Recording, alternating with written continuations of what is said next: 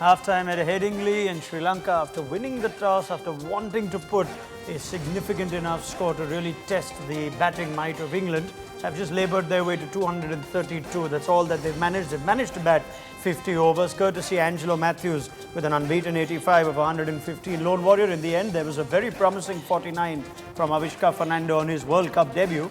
And Kusal Mendes, who always looks good, was looking good for 68 balls. But no one really played the big innings that was needed. Full credit to Mark Wood and Jofra Archer, 6 wickets between them that did the job over the top, middle and tail for England. On halftime, at a halftime show on ESPN Cricinfo Matchday UK 2019, Mike Hussey is still with me, so too Murli Karthik. We'll hear from Tilak Ratne Dilshan and Graham Swan with Alexis Nunes in just a bit.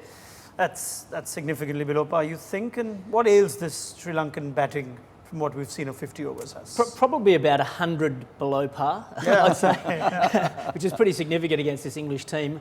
I guess because they lost 2 really early wickets, it made it difficult for the guys coming in, the middle order players who had been under a lot of pressure so far in this tournament, hadn't scored a lot of runs. That made them take their time a little bit more. But at least we did see some fight for them. I thought number 3, Fernando, played a beautiful innings. Wow, he really counter-punched, played some nice drives down the ground, a couple of beautiful hook shots off Jofra Archer as well. So, you know, they've got a lot to like there. And at least the middle order got some runs. That'd been a bit of a problem area for Sri Lanka. We were calling for the middle order to get runs, but not at the expense of the top order. Which is what's happened. We've had Karuna Ratne and Kusal Perera and Tirimane get runs in phases. Without the middle order, today you've had the top 2 go quickly and the middle order is just not working together for Sri Lanka, Karthik. Yeah, that's what happens. What you asked, what ails you, given the answer yourself. Because when teams are struggling this way, this is exactly what happens. You don't get everyone going together. Not that everyone can get runs on a given day, but at least 5 or 4 out of 6 get runs.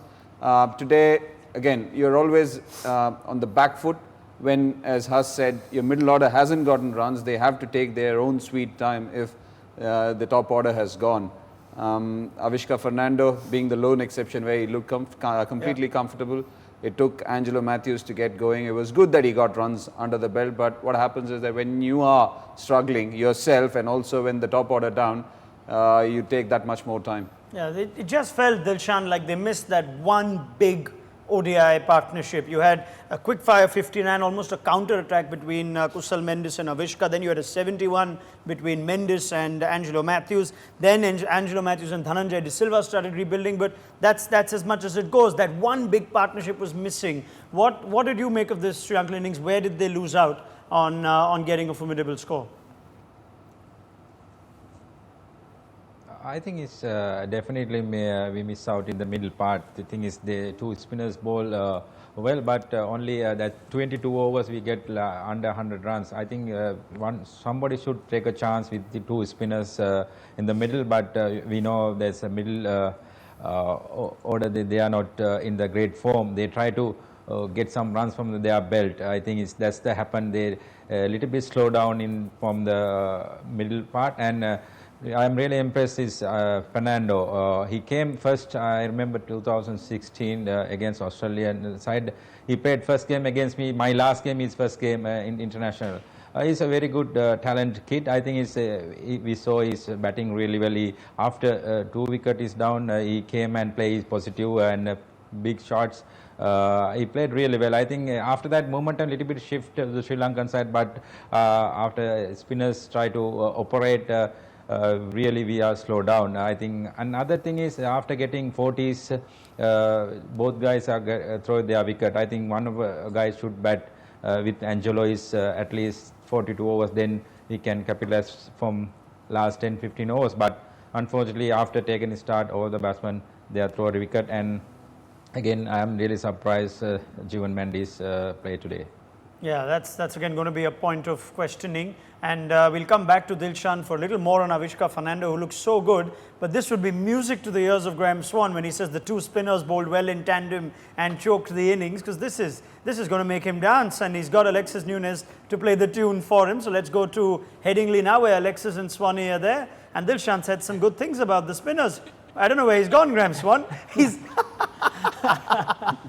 all right, Alexis, all yours. Well, guys, not much has changed here at Headingley. as I told you, not much has changed here at Headingley. There's still random people walking in our cameras. We went and, photobombed a couple of people's selfies just to get a little bit of revenge, out here. But either way, good spirits here. Amazing performance so far from the ball for England. We wanted a closer match just for the excitement of the World Cup. Didn't quite get that, but let's talk about the all-round bowling performance of England. We'll get to your spinners in a bit, but honestly, let's start off. Yes, you're welcome, Jofra Archer. Jofra Archer, English born and bred, beautiful bowler. Oh, yes. Whatever, Alexis. Nothing to do with Jamaica. Definitely. Now joint wicket, leading wicket taker in the World Cup. He's been brilliant again. Getting that early wicket. I heard Dilshan say about losing 2 early wickets. Very difficult to really mount an attack from there. Brilliant from there. Chris Woakes again is a bit of an unsung hero in this World Cup so far. Has bowled beautifully. And Mark Wood proving that even white guys can bowl fast as well as Jofra Archer. And I love that. And so here we go. England are in a very, very good position. Chasing 230 on a wicket. And Mike Hussey is absolutely right. 100 below par.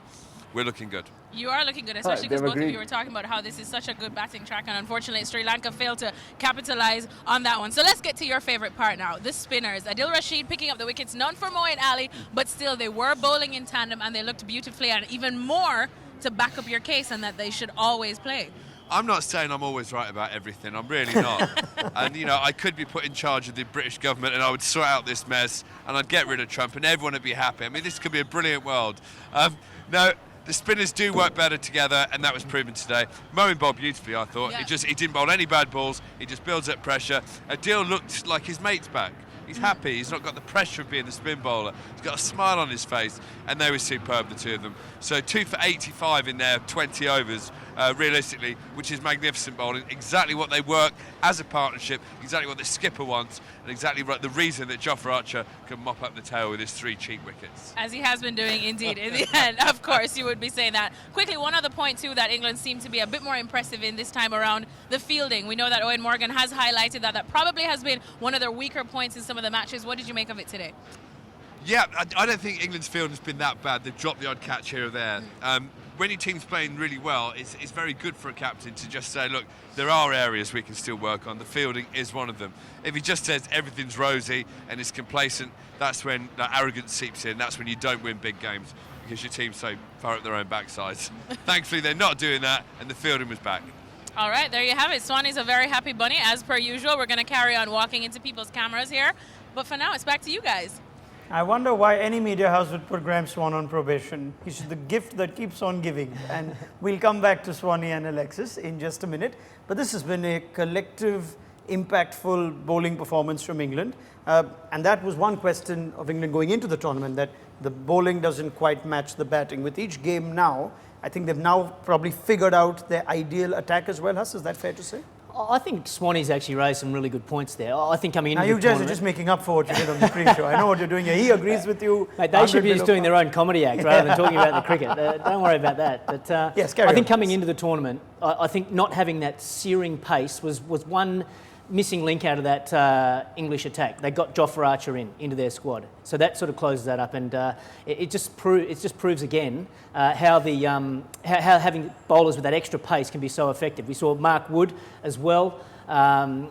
Performing really well. He's a bit of an unsung hero in that England team as well. Again, he's got that serious pace. And then, well, Swanee was proven right. Those 2 spinners bowling together today, they looked really good. They really tightened things up. There was a bit of turn there for Adil Rashid. He looked more confident. Swanee sort of said he felt as though he'd just been putting the ball there in the previous matches. But today he did look like he was trying to spin the ball a bit more and it was getting some purchase off that pitch. What I would like to ask you, Karthik, I think England make this pretty strong argument. Even in Test cricket, we've seen Moeen Ali says himself he likes to play as the second spinner. He's more impactful than here. We talk about Adil Rashid being more effective with Moeen Ali. As a spinner, is it something that genuinely, and this is beyond England, genuinely helps your game when you've got another spinner bowling at the other end? Or is that too much of a luxury to ask for in modern day cricket? No, look, it depends on what sort of a bowler you are, what sort of quality you possess as a bowler. If you're somebody who's naturally attacking and doesn't mind who's bowling around you, it could be a fast bowler who's creating the pressure for you. But sometimes you want somebody like, there could be so many bowlers who would want a Ravindra Jadeja at the other end. Because of the fact that he runs through overs quickly, the batsmen hardly have any time. And that's one of the reasons why he said that when they operate on their own, they are good spinners. but they're not as effective as when they operate together, which is what we've been saying from the beginning, because those two spinners in the middle, look, Kuldeep and Chahal operate really well, but it's just that you want the wicket-taking ability of both, not just one. Yeah. It acts in a different way. But when it comes to these two bowlers, Moeen Ali is very effective. He bowls really good deliveries. He doesn't give you anything to attack. But Adil Rashid becomes doubly effective because of the pressure and the fact that he's rattling through his overs, and then you can try and attack from one end.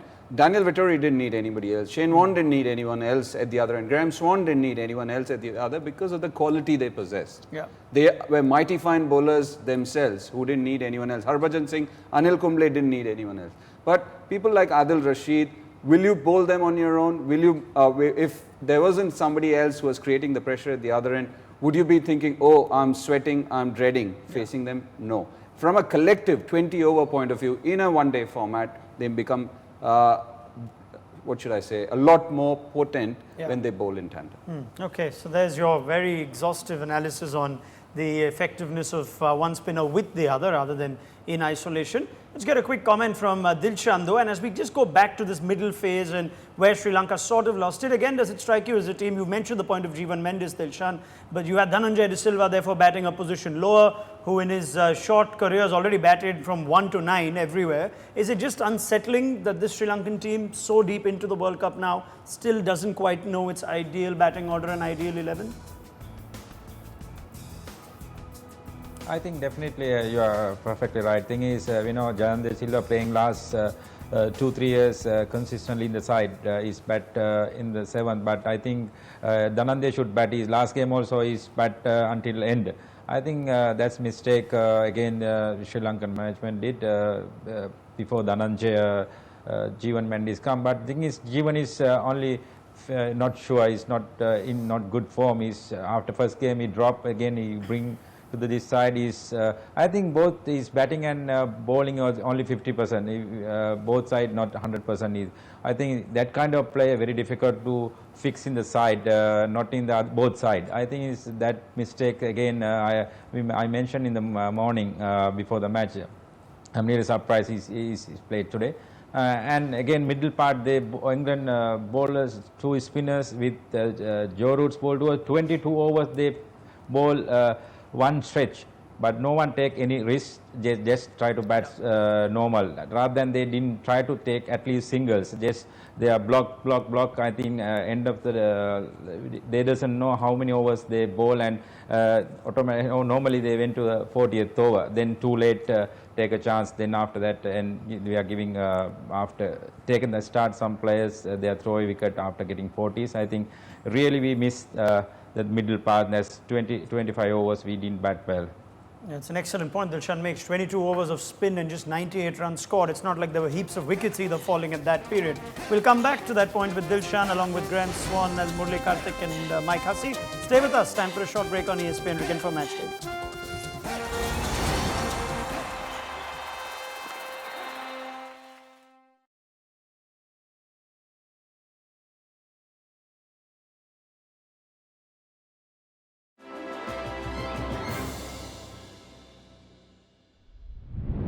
I think as a cricketer for Sri Lanka, the best World Cup moment would be the 96 winning moment for us. I was just schooling at that time, and to see that occasion and to then believe that Sri Lanka could achieve those feats, I think created a great turning point in history of Sri Lankan cricket. So I think you can't go away from that.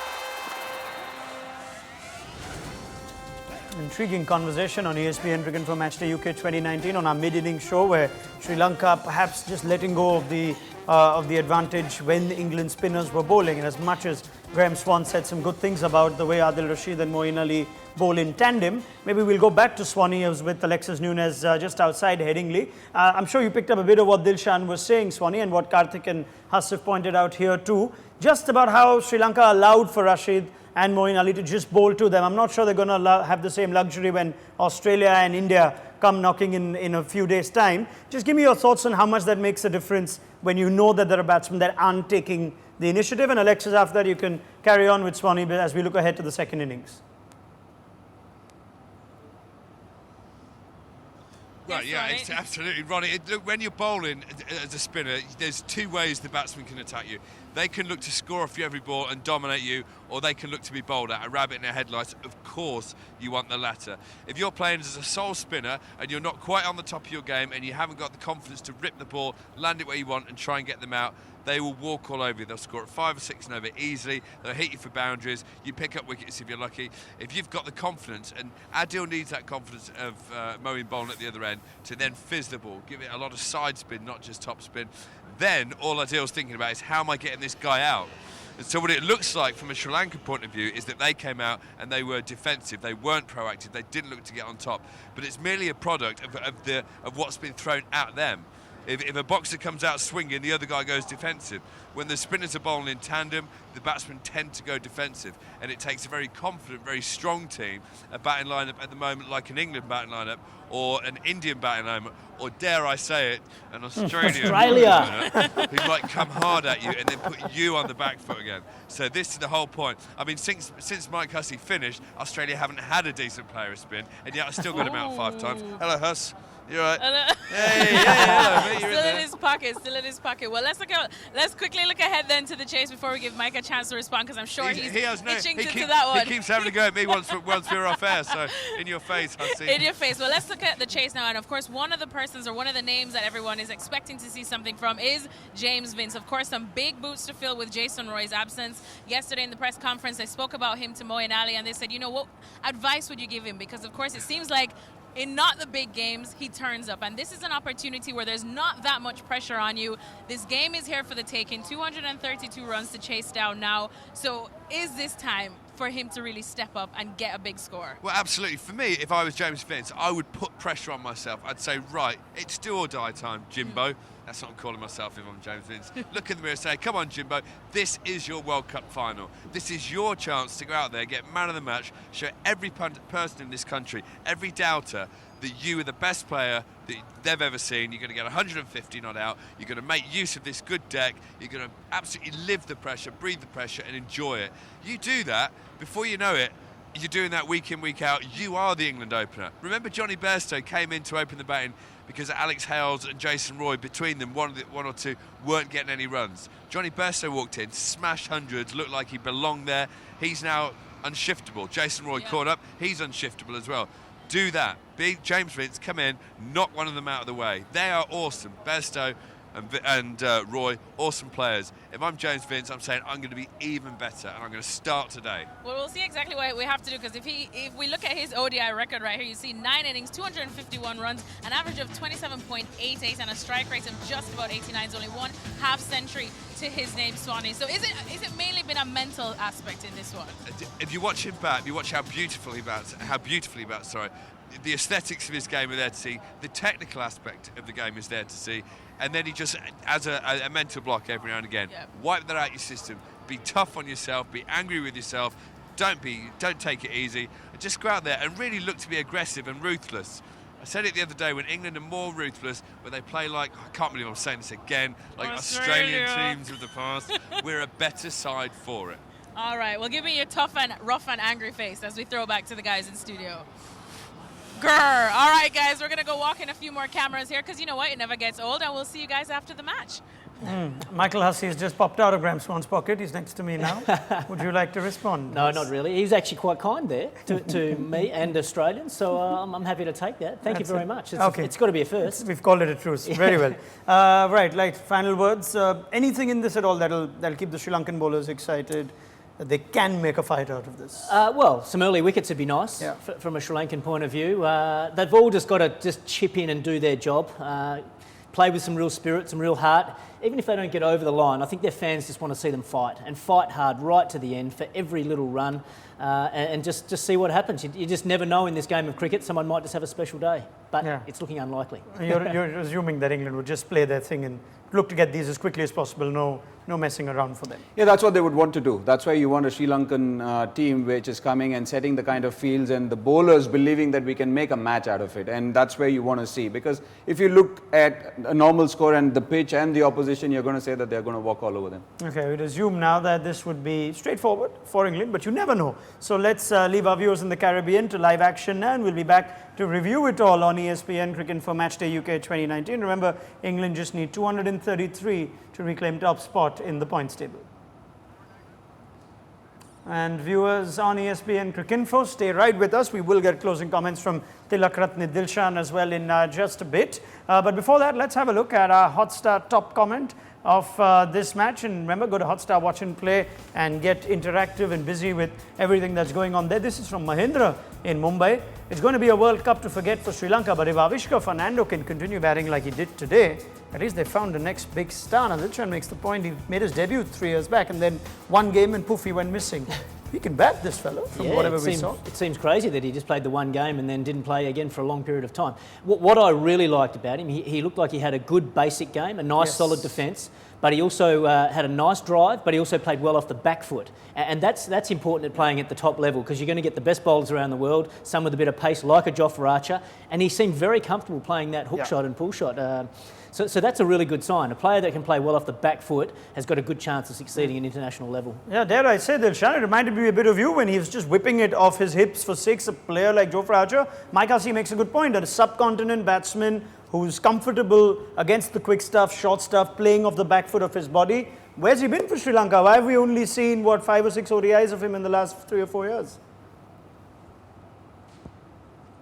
I think that's point I brought last year also. After I seen he played 2016 against my last game, his first game. After that, he didn't play a couple of years.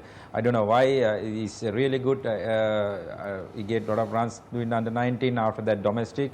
That's I think we miss a lot of good players after playing a couple of matches. Then after that, we didn't see him a couple of years, and we saw how he's good, especially from the English condition. He's very good front foot and the back foot. That's the good sign for Sri Lanka future as the 21 years old kids. That sign is really good. Thing is, when you want to be a good cricketer, you should play front foot and the back foot. He played really well front foot and the back foot, especially against good attack. I think it's a lot of confidence he carry from this match. I think next 3 match we found at least number 3 is solid. He had to go a long way. Yeah, I mean, Kushal Mendes looks a good batsman. They've got, at least in one innings, Avishka Fernando looks the part, but like Dilshan says, he's got a long way to go. He could very well become a quiz question, this Avishka Fernando debuting with Dilshan in his last game. And if you are a sports fan and a quiz buff, then this is your chance to battle the biggest sports fans in the country. Make a team with your office buddies and participate in the LinkedIn ESPN Office Sports Quiz. Play now at sportsquiz.espn.in and stand a chance to watch the English League live. That's where you need to go to get busy. Right, let's get final thoughts. Back to you, Dilshan. What does Sri Lanka do to at least need to make a game of this? And a lot of teams have tried leg spin against the likes of Bairstow, and even though there's no Jason Roy in this game, try a leg spinner. Now, you mentioned you would have liked to see Van der Sar play, but would you be tempted to try something different just to see if it works in this small total otherwise to defend? Yeah, I think it's one of the best batting lineup England had this competition. Definitely, we should try different things. Thing is, we have only 230, and field should try, set for take the wickets. We should attack the bowling unit and the fielders. Everyone should attack keep it the catching position, try to let them to go over, try to make them to take the mistakes. We should try to bowl well and keep it a lot of fielders inside the ring at least first 20 overs. I need some wickets, like Dilshan and Mike Hussey have said. Almost re-illustrates the point you were asking Dilshan the pre-show. If teams have used leg spin successfully against England's top order, why not play your premier leg spinner. I don't think they have the confidence to give him the new ball now. That's a bit surprising. Look, you want to pick your better bowlers, wicket-taking bowlers. That's what you want. If you don't have the batting which is not getting enough runs, at least have your bowlers who are going to try and get wickets. Sure. And you're in a situation where that's all you can do. As I said, if it's a normal game with the wicket, looking at the opposition, it should be straightforward. Yeah. But that's where Sri Lanka need to make a match of it, try and price out wickets, because if they want to play 50 overs, this game will be finished very early. 233, straightforward for England for you, Karthik? Should be. Mike Hussey? Yeah, I think England should win comfortably, yeah. All right, many thanks to Mike Hussey and Murli Karthik, and thank you to Tilak Ratne Dilshan as well. We'll get thoughts from these three fine men, as well as another comedy gig with Alexis Nunez and Graham Swan at the end of the show. So do join us then for post-match analysis on ESPN Cricinfo Matchday UK 2019.